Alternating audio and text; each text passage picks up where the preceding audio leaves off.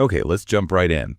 There's a big development this week for millions of Social Security beneficiaries. That's right. Tuesday, May 14th. Payments are scheduled, averaging around $2,000 for many. And importantly, this payment reflects that recent cost of living adjustment, the COLA. Yeah, the 2.5% increase, that's baked into these amounts now. Now, this specific payment on the 14th, it isn't for everyone, right? It's targeted. Exactly. It's primarily for those who usually get their benefits on the second Wednesday of the month. And that generally means folks born between the 1st and the 10th of any given month. Correct. If your birthday falls in that range and you started receiving benefits after May 1997, then Tuesday the 14th is likely your day. Okay. And this is actually the third Social Security payment going out in May already. It is. Things are certainly rolling this month. So let's maybe unpack that payment schedule a bit more. How does the SSA organize this? Well, it's mostly tied to birth dates, like you said. It's their way of managing the distribution smoothly. Right. Avoids a huge bottleneck. So 1st to 10th gets paid on the second Wednesday. Correct. For May, that happens to be the 14th. What about people born later in the month? Good question. If your birthday is between the 11th and the 20th, your payment comes on the third Wednesday. Which in May is the 21st. Exactly. Yeah. And then for those born from the 21st through the 31st, it's the fourth Wednesday. So May 28th for that group. That's the pattern. And remember, this Wednesday schedule applies to retirement, disability, and survivor benefits. But only for those who started getting benefits after May 1997. Precisely. There's a different track for earlier beneficiaries. Ah, right. What's the rule for them? People who are getting checks before June 1997. For that group, it's simpler in a way. Their payment date is fixed. It's always the third business day of the month. Regardless of birthday. Correct. So for May, their payment would have already gone out on May 2nd. Okay, that's a key difference based on when you first claimed. Definitely. Now, we also need to talk about SSI, Supplemental Security Income. Right, that's a separate program, different rules. It is. SSI is for individuals with low income and limited resources. Their payments usually come on the 1st of the month. Usually on the 1st. Right. But May is a bit unusual for SSI this year, isn't it? Very unusual. SSI recipients are actually getting 2 payments in May. 2? How's that work? Well, they got their regular May payment back on May 1st, but they're also scheduled to receive another payment on May 30th. May 30th. Why so soon again? That payment on the 30th is actually their June payment. It's coming early because June 1st falls on a Saturday this year. The weekend rule. The SSA pays early if the 1st is on a weekend or holiday. Exactly. They do that to ensure people get their money on time or slightly ahead of time. But this means no SSI payment in June itself then? Correct. That May 30th payment covers June. So SSI recipients need to budget accordingly, knowing that second May payment has to last through June. That's really important for people to track. Does this happen often? It happens a few times this year, actually, because of how the calendar falls. We'll see the same pattern in August. 2 payments then, but none in September. Okay. And again later. Yep. And again in October, meaning no SSI payment will arrive in November.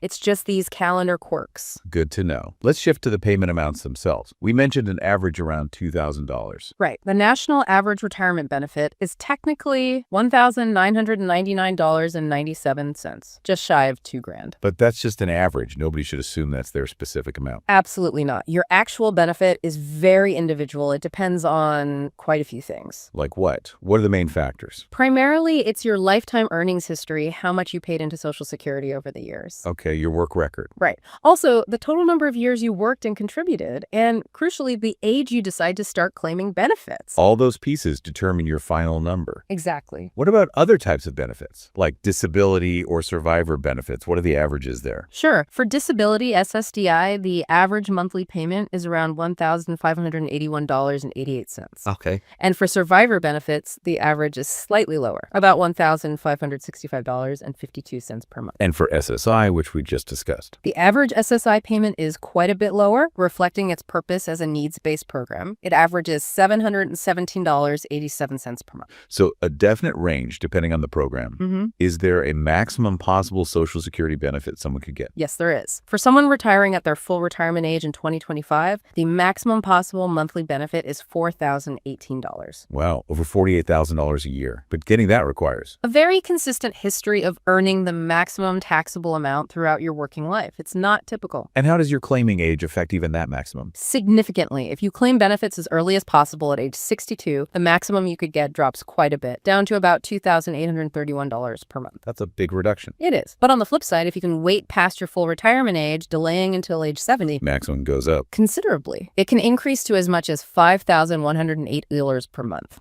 So waiting pays off if you can manage it. That really highlights the impact of timing. And just quickly, back to SSI eligibility, is there an income limit? Yes, generally speaking for SSI, adults earning more than $2,019 per month usually won't qualify. It's really targeted at those with very low income and assets. Okay, got it. So these payments are coming. How can people check if their money has actually arrived? The simplest way, honestly, is just to check your bank account on the day it's scheduled. Especially with direct deposit being so common now. Right. Most payments are via direct deposit, and they often show up early in the morning on the payment date. Is there an online way to check too? Yes, absolutely. You can log into your My Social Security account on the SSA's website, ssa.gov. And that shows payment status. It usually does. You can often see pending payments or confirm recent deposits there. It's a very useful tool. Okay. Now, what happens if, say, Wednesday comes and goes and the money isn't there? What should someone do? First step, don't panic immediately. The SSA actually recommends waiting a bit. How long? They suggest waiting 3 business days past your scheduled payment date before reporting it missing. 3 business days. Why the wait? Sometimes there can just be, temporary hiccups, banking delays, maybe a technical issue somewhere in the process.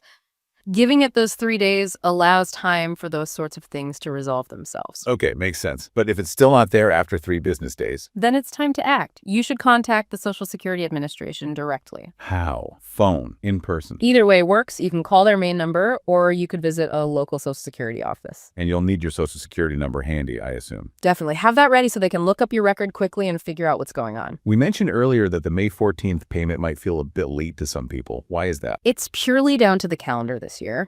The payment for the 1st to 10th birth group is always the second Wednesday. And in May 2025, the way the days fall, the second Wednesday just happens to land as late as the 14th of the month. So it's not a delay or a policy change, just how the dates line up. Exactly. Some months, the second Wednesday might be the 8th or 9th. This month, it's the 14th. Just the luck of the draw. Looking ahead now, are there any potential changes or things happening with Social Security that people should be aware of? Well, there's some talk. A newly created government body, the Department of Government Efficiency, or DOGE, No GE, okay. is reportedly looking at Social Security, potentially searching for spending cuts or efficiencies. What could that mean in practice? It's unclear yet, but speculation includes things like potential job cuts within the SSA, maybe some local office closures, or changes to customer service delivery. It's something to keep an eye on. Definitely. What about changes that are already baked in, things we know are happening? A big one is the ongoing gradual increase in the full retirement age. Right. It's not 65 for everyone anymore. Not for younger folks. For anyone born in 1960 or later, their full retirement age will eventually be 67. So they have to wait longer to get their full unreduced benefit. Correct. Although, as we discussed, you can still claim as early as 62. But you get less per month permanently. Exactly. Or you can wait until 70 for a higher benefit. Those options remain, but the baseline full age is shifting upwards for many. Are there any financial adjustments happening too? Taxes, maybe? Yes, the amount of earnings subject to Social Security tax is going up. For 2025, the maximum taxable earnings limit increases. From what to what? It's rising from $168,000 up to $176,100. So higher earners will pay Social Security taxes on a larger portion of their income. That's the effect, yes. More revenue potentially coming into the system from higher earners. And any changes in how people interact with the SSI, getting service. They are apparently expanding appointment-based services at local offices. Trying to move away from just walk-in. Seems like it. The goal is likely,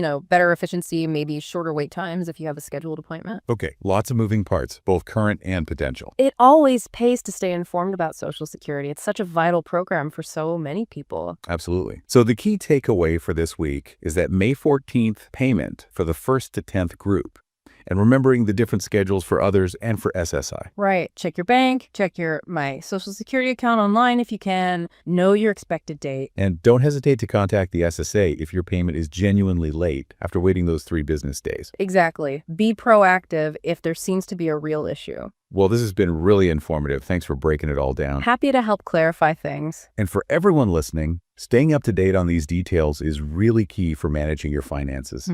We hope this information was helpful. If you found it valuable, please do consider liking this and subscribing so you don't miss future updates. Your support helps us continue providing this kind of information. Thank you so much for tuning in today. We appreciate you joining us. Yes, thank you.